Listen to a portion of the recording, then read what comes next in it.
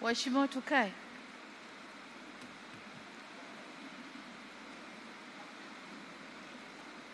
Mheshimiwa Dr. Jakaya Mrisho Kikwete, Rais mstaafu wa Jamhuri ya Muungano wa Tanzania, Mheshimiwa Dr.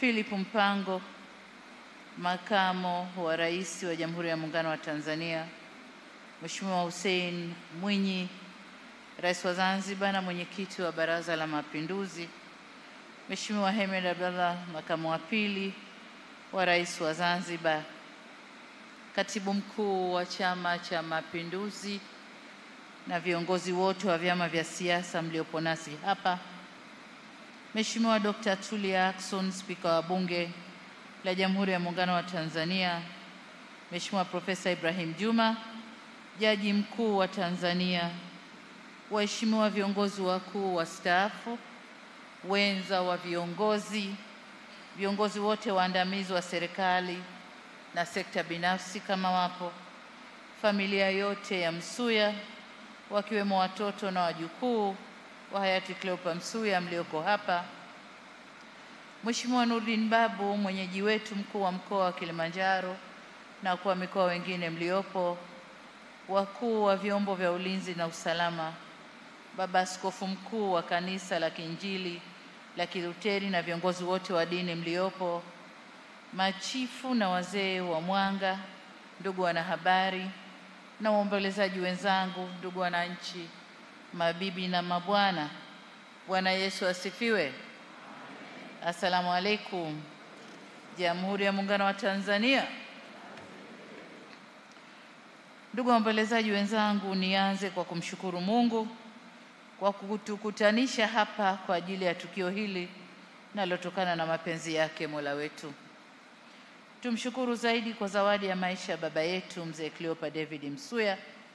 Bila shaka mtakubaliana nami kwamba mzee huyu amekuwa zawadi sio tu kwa familia ya jamii yake bali kwa taifa zima.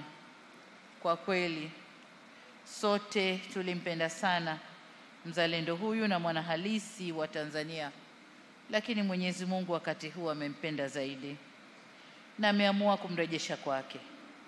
Na kwa kuwa hatuwezi kuyapinga maamuzi hayo ya Mwenyezi Mungu, hatuna budi kukubaliana na maagizo ya Biblia katika Wathesalonike wa kwanza sura ya 5 aya ya 18 inayotutaka kuwa na shukrani kwa kila jambo, maana hayo ni mapenzi ya Mungu kwenu katika Kristo Yesu. Kwa hiyo pamoja na majonzi yetu makubwa, shukrani zote zimrejee Mola wetu, na sisi Waislamu husema alhamdulillah rabbil alamin.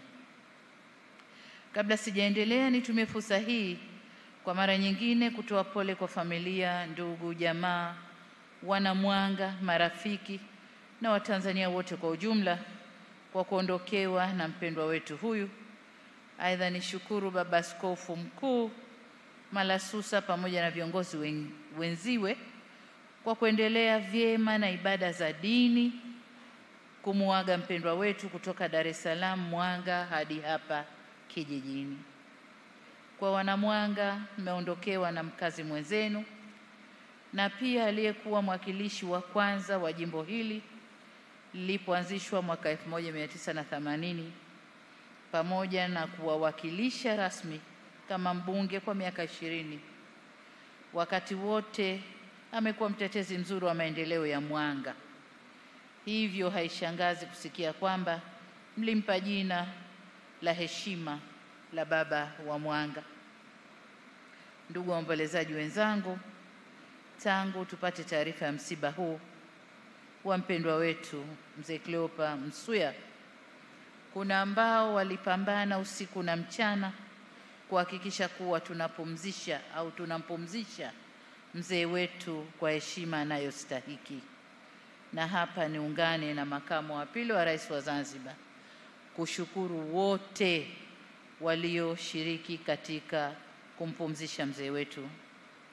Lakini kwa upekee nitumie fursa hii kumshukuru Mheshimiwa Waziri Mkuu wa Jamhuri ya Muungano wa Tanzania makamu wa pili wa rais wa Zanzibar, pamoja na kamati yote tendaji, lakini pia vyombo vya ulinzi na usalama kwa uratibu mzuri wa shughuli hii.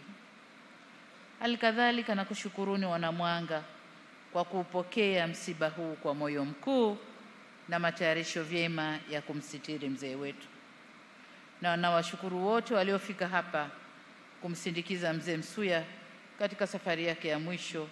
Mungu hawabariki sana. Pamoja na kumsindikiza mzee wetu, tupo hapa pia kupeana faraja, ingawa faraja ya kweli inatokana kwake Mola wetu, na waraka wa Mtume Paulo kwa waumini sura ya 14 mstari wa 7 hadi wa 8 unatufariji kwa kusema, kwa sababu hakuna mtu miongoni mwetu aishie kwa nafsi yake, wala hakuna afaye kwa nafsi yake. Kwa maana kama tukiishi, twaishi kwa Bwana, au kama tukifa, twafa kwa Bwana. Basi kama tukiishi au tukifa, tu mali ya Bwana. Kwa hiyo hakuna mwenye uwezo wa kuchepusha au kuondosha lile ambalo Mwenyezi Mungu analitaka.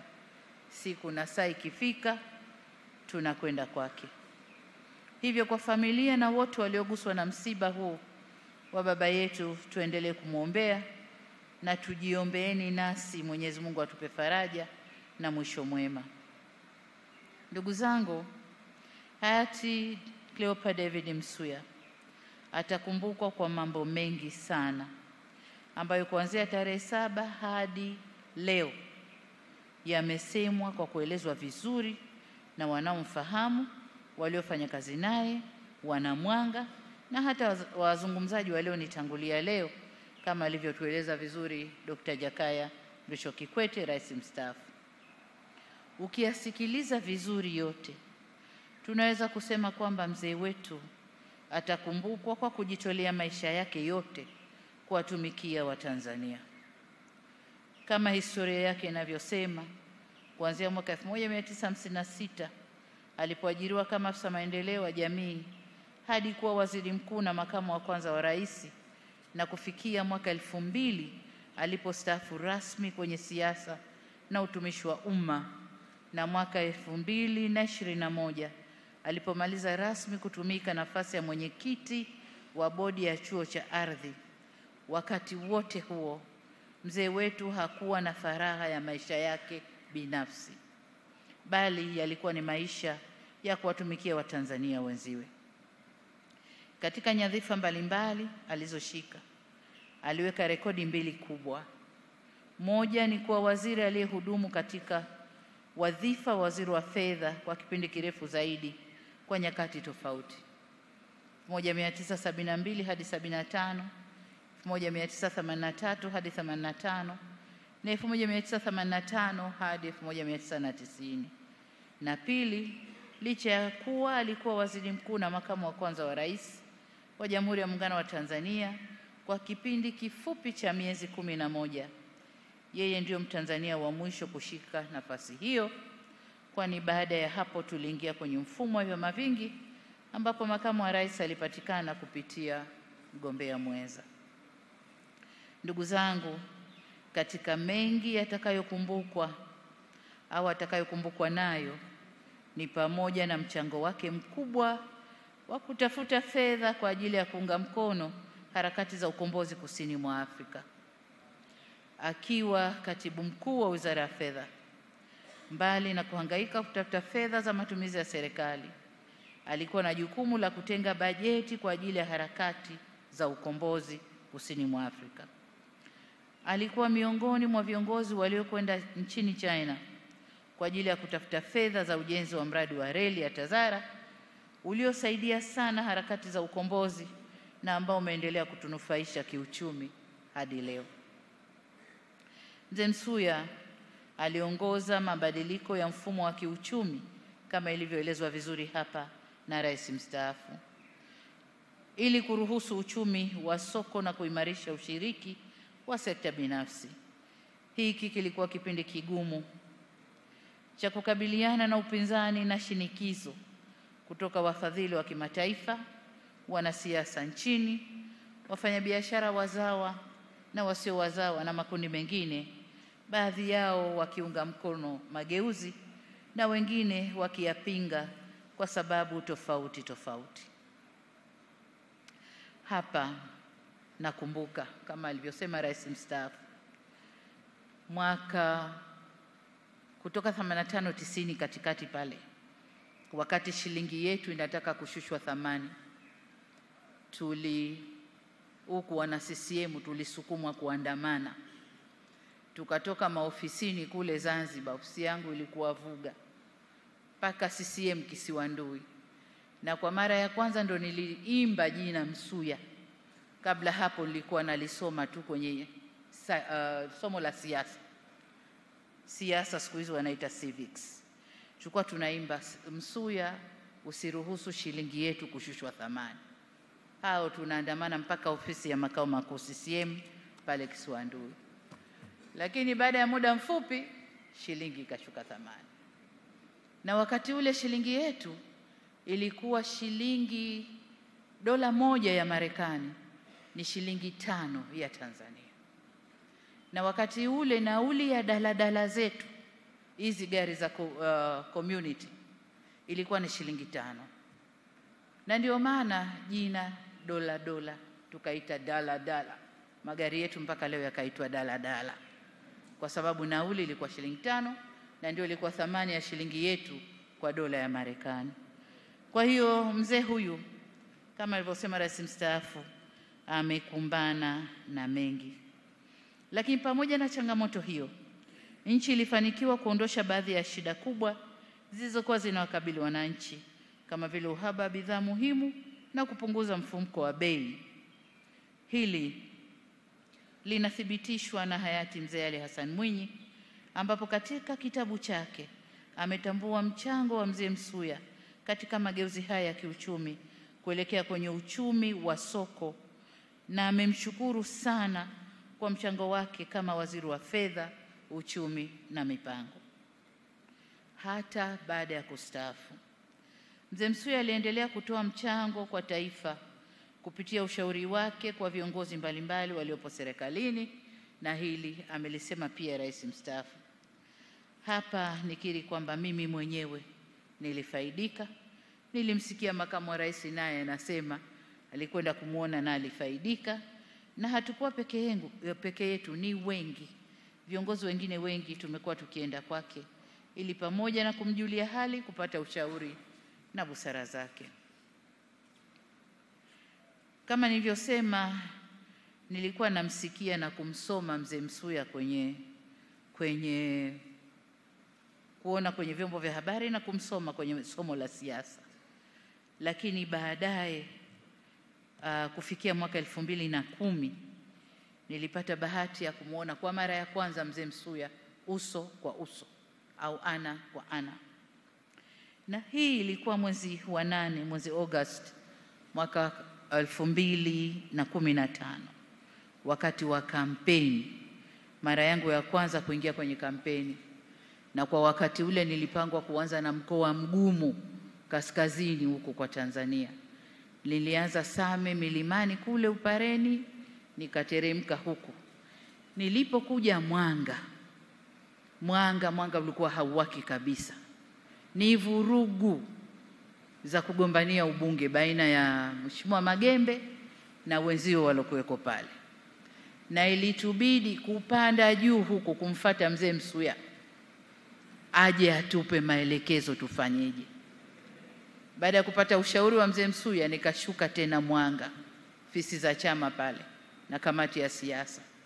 Tulipambana pale hadi saa 6 usiku. Ndio tunapata muafaka, tukaondoka. Kwa hiyo ndio mara yangu ya kwanza kumpata Mzee Msuya, kukaa naye ana kwa ana. Akanieleza na alionieleza yalinisaidia kupata muafaka. Kwa hiyo ni mara ya kwanza. Lakini mara nyingine ni mwaka 2022 nilipomtembelea nyumbani kwake pale Upanga, kwenda kumsalimia tu na nimsikia na nitumaje.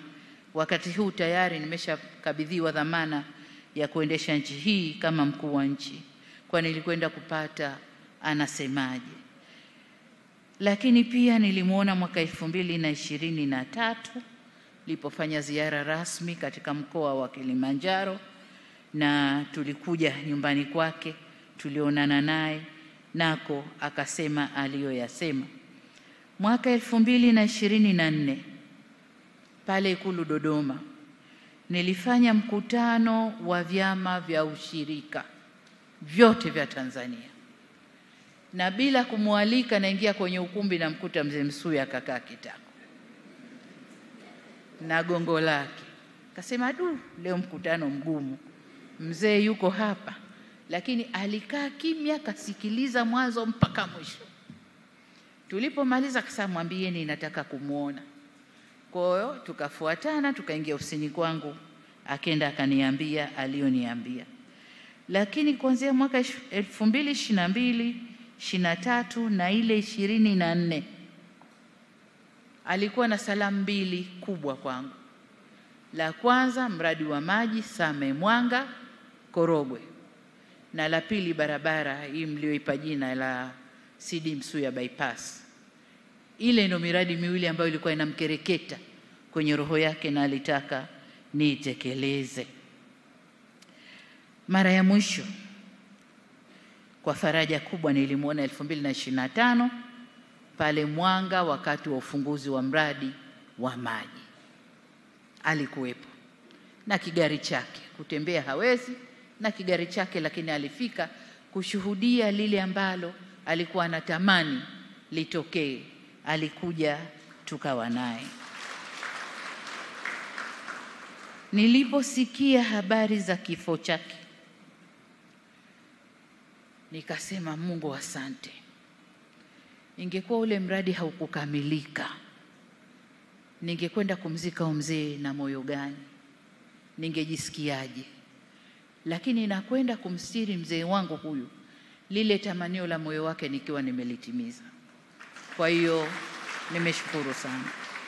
Lakini kwa upande wa pili wa barabara ile ya CD bypass, na yenyewe nayo tumeshaifanyia kazi nzuri, kazi inaendelea. Madaraja kadhaa yameshajengwa kwa awamu ya kwanza na sehemu ya njia tayari imejengwa, na sasa tuko awamu ya pili.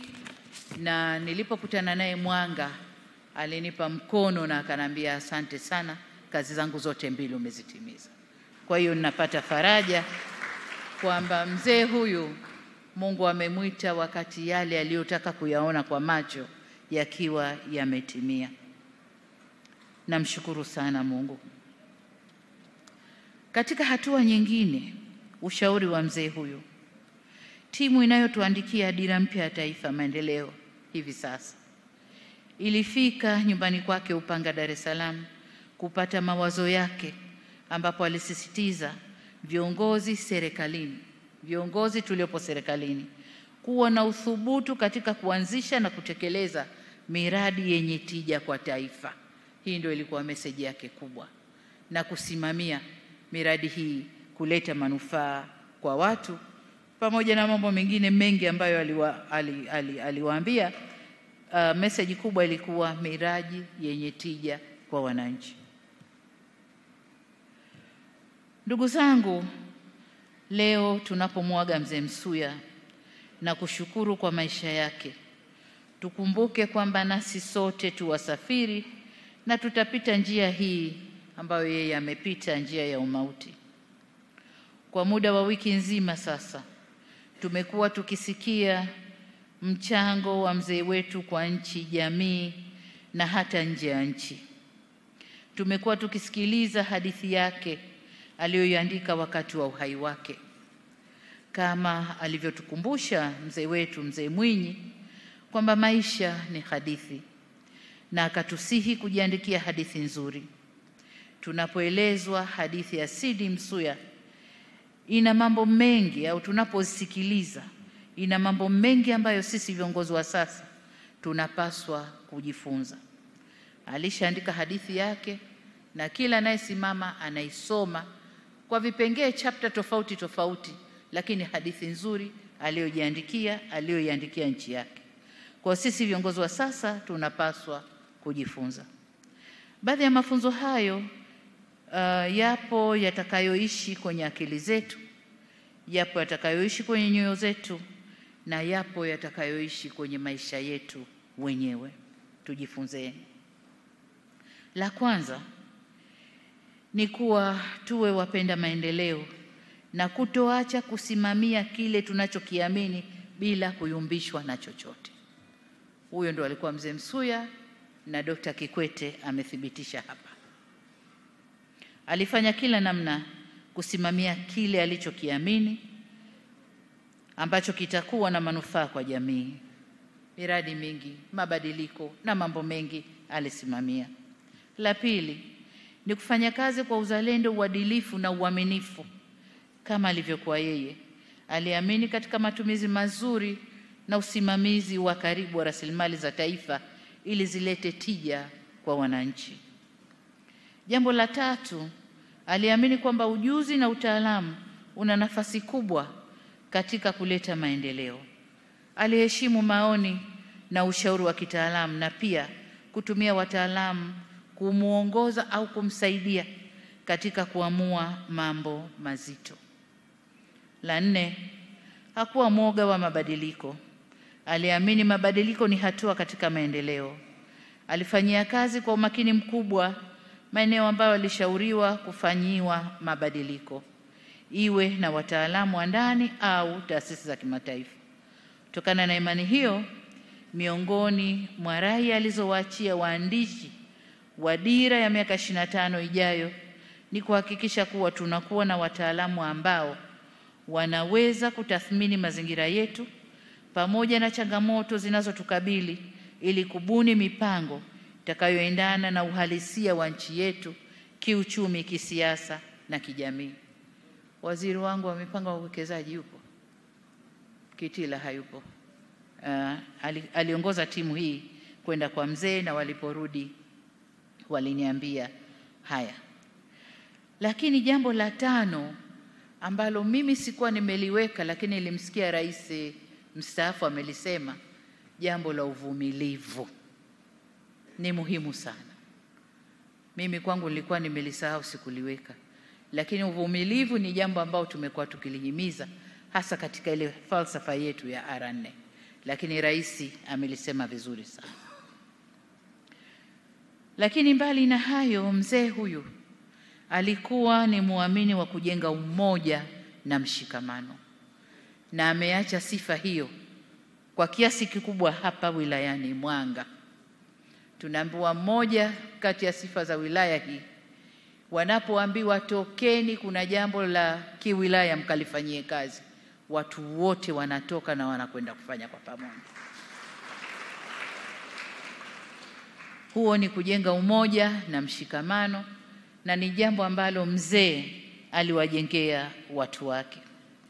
Sasa hapa nataka kusema jambo moja.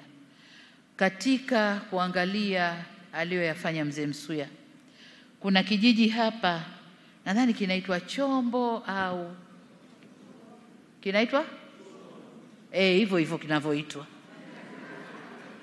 Alianzisha ujenzi wa kituo cha afya na akawataka wana Mwanga au wana Mwanga ndio wote kwa pamoja kukusanya nguvu kujenga kile kituo. Wito wangu kwenu, tumalizeni kile kituo. Wote tuchangie, na mimi nitachangia, tumalize kile kituo na tukipe jina lake. Tukipe jina lake, hiyo ndiyo kumwenzi mzee wetu. Hakika ni mengi ambayo tunaweza kujifunza kutoka kwa maisha ya mzee wetu, ila nimeona niyaeleze hayo machache katika hadhara hii. Waheshimiwa viongozi na waombolezaji wenzangu, napokwenda kuhitimisha, nirudie tena shukrani zangu kwa wote waliokesha usiku na mchana kuhakikisha kuwa tunapumzisha salama mzee wetu.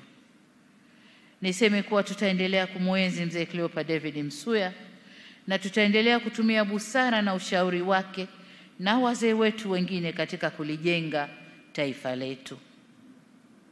Tumwombe Mwenyezi Mungu atupe faraja, na faraja hii ilete umoja ili tuendeleze vyema nchi yetu. Mzee wetu amevipiga vita vilivyo vizuri, mwendo ameumaliza, imani ameilinda, na tumwombe Mwenyezi Mungu ampe mapumziko ya amani milele. Bwana alitoa na Bwana ametwaa, jina lake lihimidiwe, na asanteni sana kwa kunisikiliza.